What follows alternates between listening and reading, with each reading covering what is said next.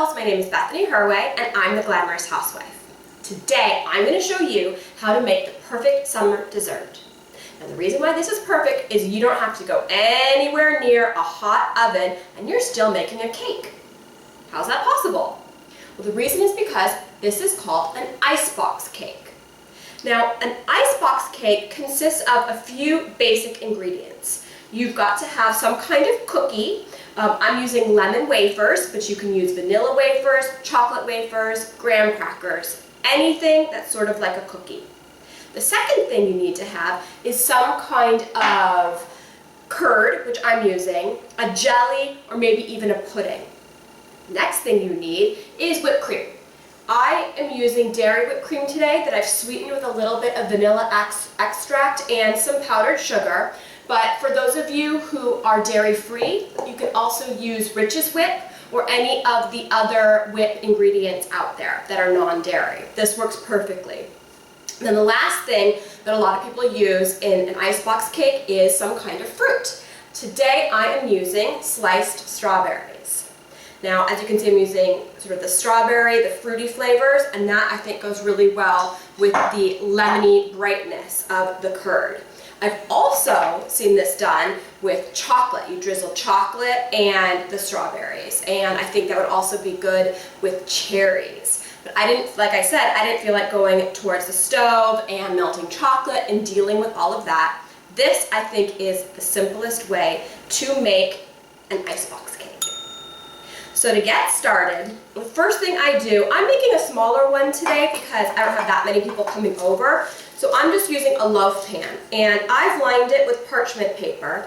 I cut it to the exact width of my pan, and then I don't like these little wingy things being all up in my face, so I just taped it off with some washi tape. Very easy. And that basically gives you a way when you take it out, it's not all messy and gross, and you can just lift the two wings out. So the first thing we're going to do is put down a little layer of the whip. As you can see, I'm just spreading that out, being sure to get to all the corners. This basically is creating the foundation, and so you have something for your cookies, which is next, to stick to. Hold on, my tape came undone. Okay. Now next what I do is I put down the cookies. Now obviously putting a round cookie into a square pan, it doesn't fit exactly, but if you look, I'm just kind of layering them in there. They can overlap a little bit. That's not going to be a problem. The thing that I like best about these cookies is they tend to break easily, and then I get to eat them. I don't use the broken cookies in this.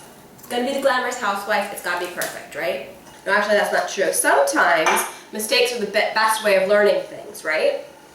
Okay, so now you've got your cookies, and I'm going to do another layer of whip. There we go. As you can see, spreading the whip right on top of the cookies. Just making a thin layer because we already have that other layer of whip underneath it. Getting to all the sides. Now next, I am going to put down the curd. I just use a spoon for this, and I found when doing this, it's just easiest if it goes over the whip because, as you can see, it spreads better over the whip as opposed to the strawberries. When you use your spoon, it tends to pick the strawberries up, and that doesn't work very nicely. But one thing I should mention, you notice how soupy the curd is? That's because I took it and microwaved it in the microwave. I did it 30 seconds at a time until I got the consistency that I was looking for. So next, we are going to use our strawberries. So for the middle layers, it doesn't have to be perfect. I just kind of put them in. You're not really going to see it except when you cut it. You're going to get those great colored layers, but they're not going to notice if it's laid perfectly. So I just sort of strewn them in there, making sure they cover the entire bottom. Then it's time for the cookie again. So you just repeat. Cookie, whipped cream, curd, and then fruit. So here's the cookie bit. Whipped cream.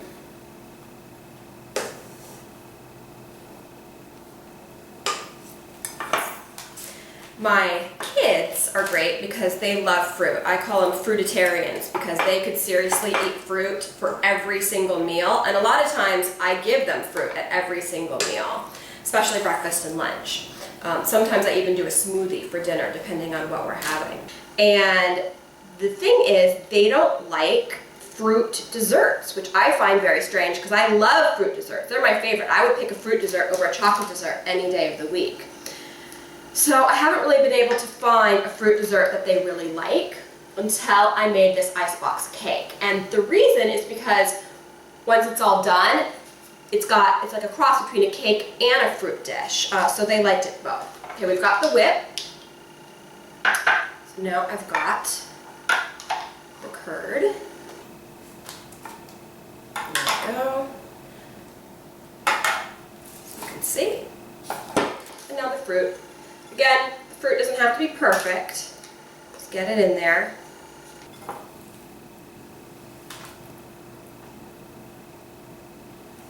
And layer with the cookies. This is going to be our last layer.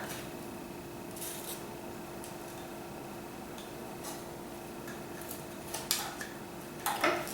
Oh, broken cookie. Saving that for later. There we go. All right. Then remember, whip.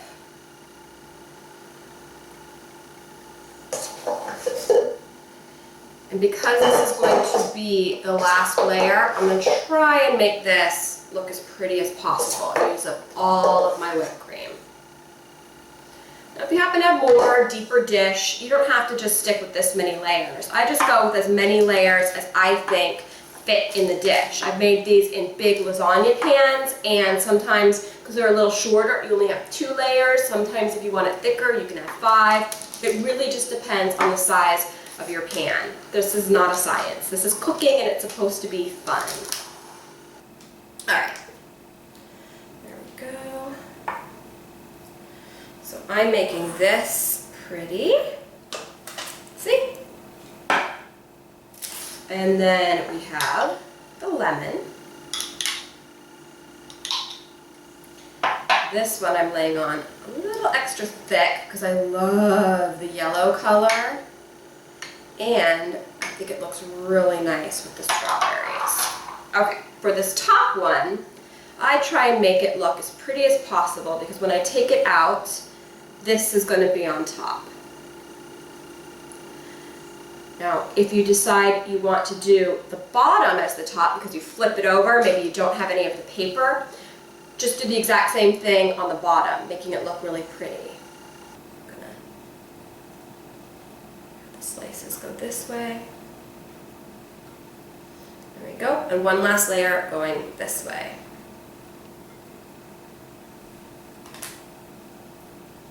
See how that looks? If you have better knife skills than me, you can get really thin slices and have them perfectly sliced, and this can be extra special beautiful. All right, so there you have it. Now, what you're gonna do is you're gonna take this and put it in the fridge, I would say minimum of 3 hours, but it can even go overnight. Now, a lot of people just serve it that way, just straight from the refrigerator. What I like to do is I actually, after it's been there about 3 or 4 hours, I put it in the freezer. And the genius of this is it kind of takes it to the next level because it turns it more into an ice cream cake, which I much prefer. I'm not a big cake eater, but I love ice cream. The other thing that's great is because it's frozen, it will last, I don't know, 6 months. So in the middle of winter, when you really want some fresh fruit and some real zing and zest, pull this out, surprise all your guests, and it's fabulous. Other thing you can do, check this out, is take the 2 wings, fold it up, and then put the plastic on top to freeze it. All right, after you've let your icebox cake cool in the refrigerator, and then if you'd like to, you freeze it, take it out, and when it comes right out of the freezer, it's impossible to get out. Let it sit for a few minutes, or you can even carefully run the dish under some hot water. That helps loosen it. And just, tug on those two sides a little bit to see if it's loose. And then what I do is I pull it out, lay it down, and I'm going to show you the two ways that I like to present it. And if it's for a buffet, you can have it like this in a tray and let each person cut themselves a piece. Or if you want to individually plate it, now you have to be very careful. I run my knife through some hot water, and then I just slice into it. Now remember, it's frozen, so here we go. Oh yeah, okay. And I take it, place it down, and I don't know if you can see this, but you've got all those beautiful layers with the red and the yellow with the cookies. I made this one with the Nilla wafers because I really like those. And then what you can do is I always buy too many strawberries. I get overzealous, and I take whatever's left over and I puree them in the blender very quickly, maybe with a little bit of sugar. If you need to loosen it, maybe a little, orange juice. Then I take that ketchup bottle that, I don't know if you remember from when I did the pancake cooking hearts, and I take this and you can do it two ways. Just kind of drizzle it around the edge.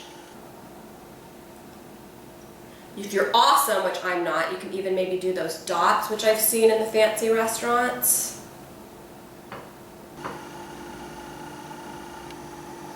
And the other way is you can just kind of squirt it across like that if you have pureed it enough. Oh well, you get the general idea. So there you have it. Love it, right? Okay, there you have it. It may not look pretty, but it tastes delicious. You've got your brightness of the lemon, you've got the sweetness and the fruitiness of the strawberry, and you've got a little bit of crunch, but also a little bit of softness from your cookie layer because it's kind of congealed and turned in moist from all the moisture from the whipped cream. I hope you enjoyed today's episode of Cooking with the Glamorous Housewife, Icebox Cakes. Be sure to follow me on Facebook, and you can find me on my blog anytime, theglamouroushousewife.com.